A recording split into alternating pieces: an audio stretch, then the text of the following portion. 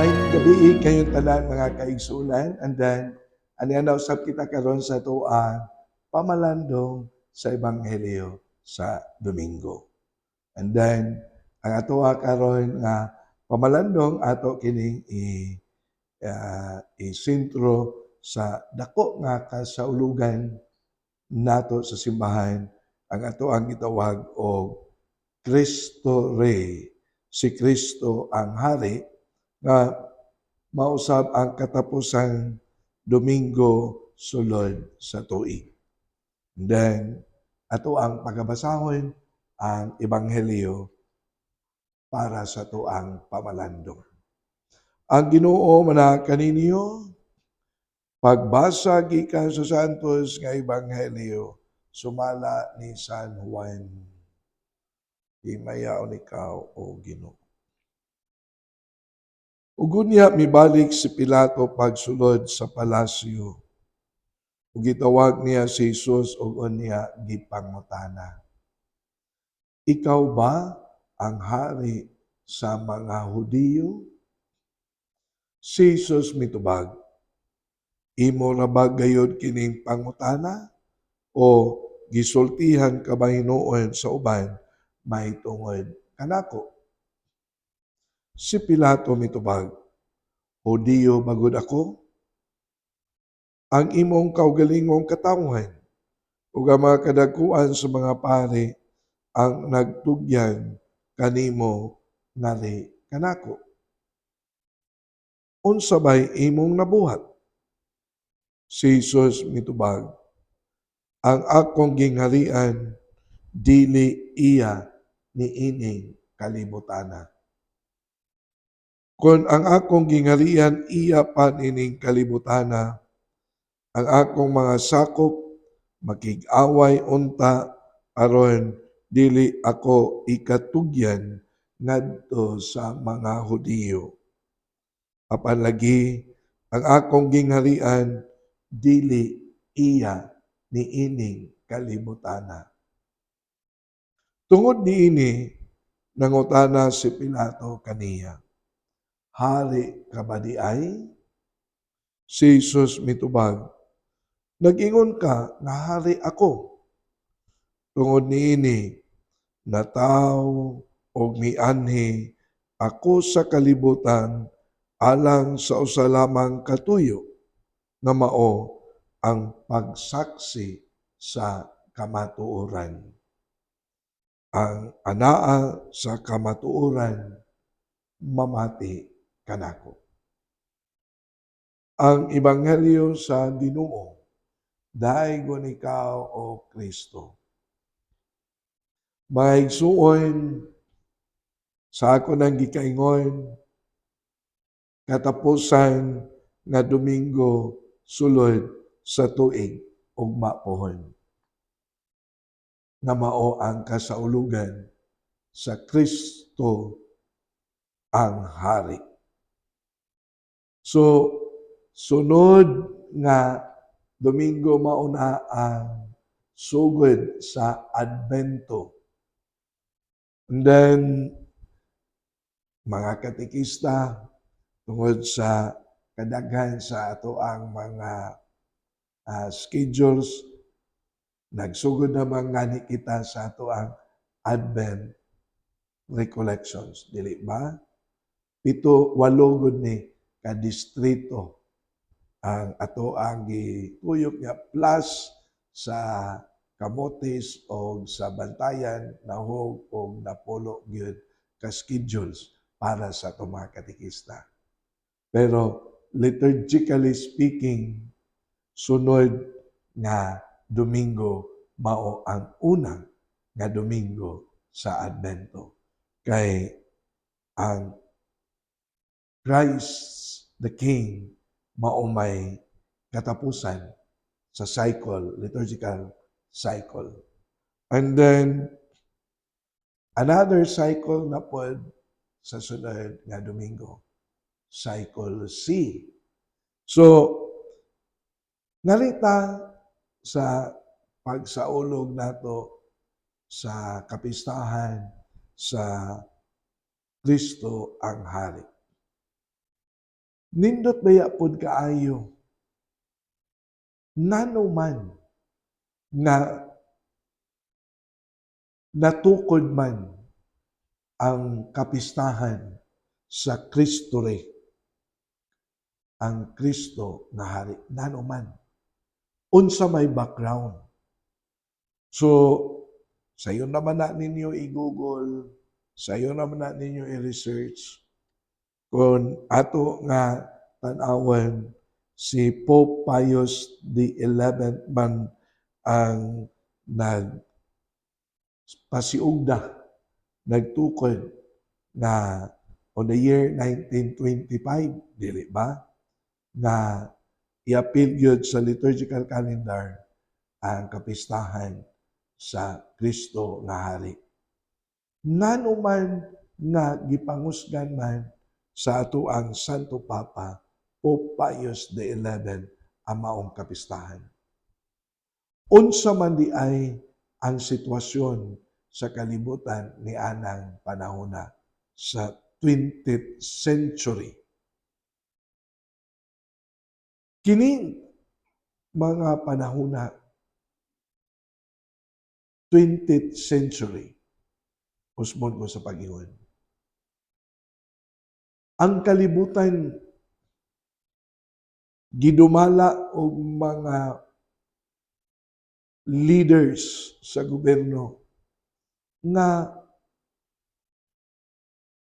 makaingon ta walay bili nila ang pagtuo diha sa Dios. Mauna on the 20th century naghari kanang giingon secularism. Unsa may secularism? Ang kinabuhi sa pagkakalibutannon. Unsa may secularism? Na nangita og kalipay lamang sa kaugalingon. Kalibutanon ang gitan-aw lamang sa kinabuhi. And then na-complicate pa gyud kini sa giingon atheism. Unsa man ang atheism pod? Kining pag-spread out na why bili ang Dios? Why Dios nga matawag nato makatabang sa tao? Na tungod usab niini ang ato ang mga nagdumala sa panggobyerno labi na niadtong mga tao nga nagkontrol sa kalibutan, gidili ang expressions of faith. Why display of religious articles or mga cross or tanan nga mga matawag na ito liturgical celebrations, bawal, and then gipig-utan gayon ang expression of faith. So, mao kini kahinungdom mo sa mga leaders nato kaniadto sa kalibutan nga nagkontrol sa kay aning panahon na sa ang Europe man po'y sentro sa kalibutan. Sila si Mussolini, Mussolini sa Italy, si Stalin ngadto sa Russia, sa Germany, si Hitler. Try to think during their time. Sa world history. Mauna, may gani kay ang atong Santo Papa si Pope Pius XI isog mo assert mauna nga iyang gimugna ang kapistahan sa pagkahari ni Kristo. Nga kining mga leaders mawa ni sila. Lumalabay lamang apan si Kristo na atong hari maoy mulahutay. Sa ato pa, ang kapistahan sa Kristo nga Hari mao ang tubag sa sinugdanan, sa problema nga giatubang sa kalibutan.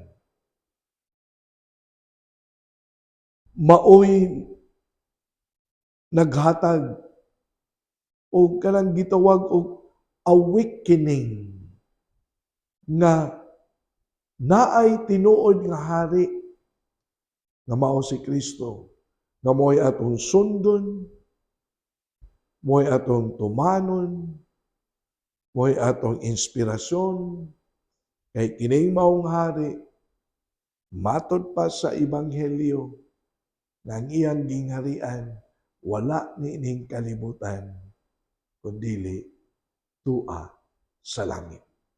Matod pa sa Ebanghelyo.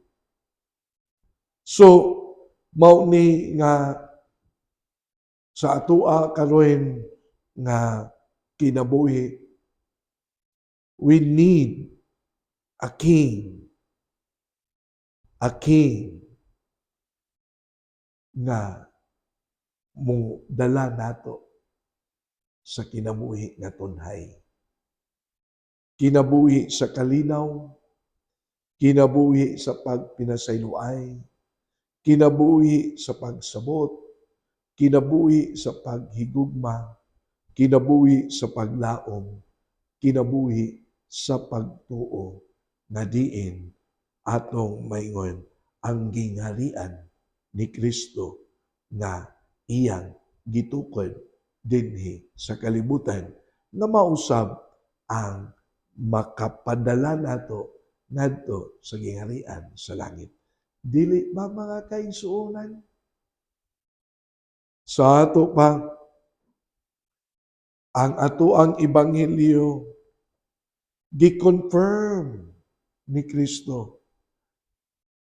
Hari ako. Apan, ang ako ang pagkahari, dili dinhi sa kalibutan, kundili ngadto sa gingharian sa langit. Dili ba mga kaigsuonan? Mao ni nga ang pagkahari ni Kristo kon atoa usab nga dalhon sa atoa nga kinabuhi, hari nga nagdala og kahapsay sa atoang kinabuhi. Hari nga nagdala og kaluwasan sa atoa nga pagkatawo. Hari na andam og tagana manalipod sa kada usa kanato gikan sa gahom sa dautan nga mao ang yawa. Mao ni nga atoa usab kini nga kanang ginagmay, bahala og hinay-hinay nga atoa sad nga pasudlon ang pagkahari ni Kristo diri sa atong kaugalingon. Being domineering,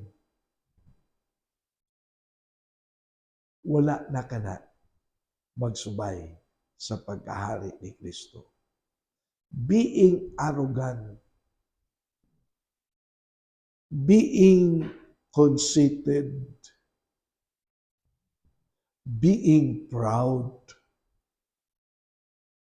thinking aloud in quotation mark, or being proud, feeling somebody. Mausab kini ang mahimong mga babag aron ang pagkahari ni Kristo makasulod sa atoang kasing-kasing. Si Kristo nga giingon, prinsipe sa kalinaw. Si Kristo nga giingon, yano simple nga nagpuyo sa iyang pagkatao. Si Kristo nga ginaingon, gentle and humble of heart. Mao ni ang atua nga pasudlon.